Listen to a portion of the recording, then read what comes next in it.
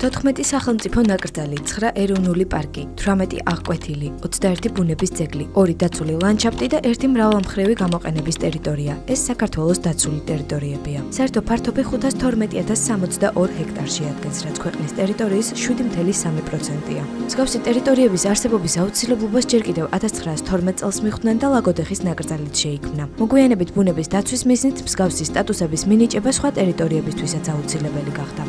შეიქმნა ჯავახეთისა და ალგეთის ეროვნული პარკები, აჯამეთის აღკვეთილი, ბორჯომისა და ბიჭვინთის სახელმწიფო ნაკრძალები.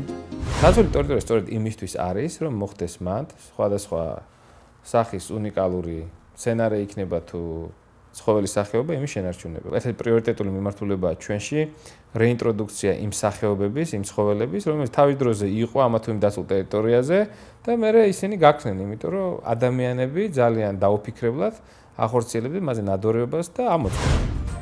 ნაკრძალის ეროვნული პარკის ან რაიმე მსგავს სტატუს ტერიტორიას სპეციალური საბჭო ანიჭებს. მთავარი ფაქტორი კი უნიკალური ცოცხალი ორგანიზმების არსებობაა. თუმცა ამ ტერიტორიებს თავადაც აქვთ დამცველის ფუნქცია. მაგალითად, ჭაობები შეიძლება ვიზუალურად მიმზიდველი არ იყოს, მაგრამ მათი არსებობა წყალდიდობის შესაჩერებლად აუცილებელია. ტერმინი დაცული ტერიტორია რამდენიმე კატეგორიას აერთიანებს. თითოეულ მათგანში ადამიანის ქმედება საქართველოს კანონმდებლობითაა განსაზღვრული.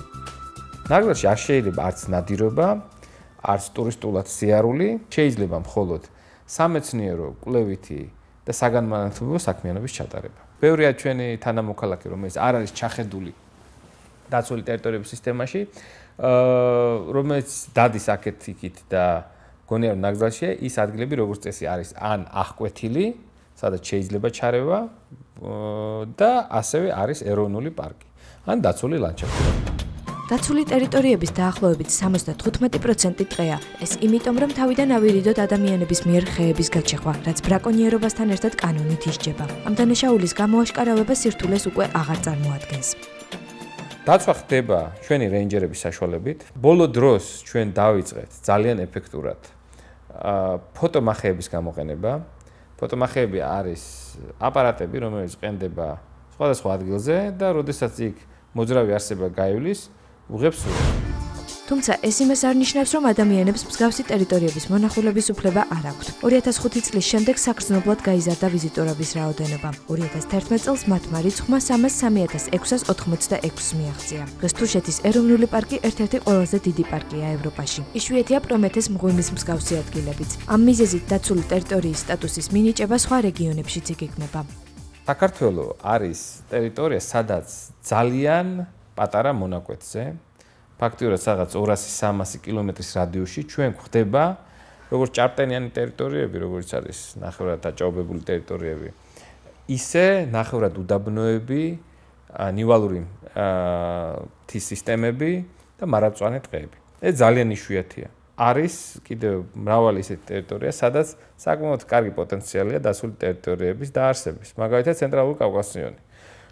ახლა რაჭა ყველა ვიცით, რომ ძალიან ლამაზია და იქ არ არის დაცული ტერიტორია. სვანეთი ულამაზესია და არც იქ არ არის დაცული ტერიტორია. თუმცა ბუნებრივი სილამაზის შენარჩუნებას მხოლოდ კანონი და სტატუსის მინიჭება ვერ უზრუნველყოფს. მთავარი პრობლემა მაინც ადამიანის თვითშექმნებაა და იმის გააზრება, რომ არ გავანადგუროთ ის, რისი აღდგენაც მომავალში ძალიან რთული ან უბრალოდ შეუძლებელია.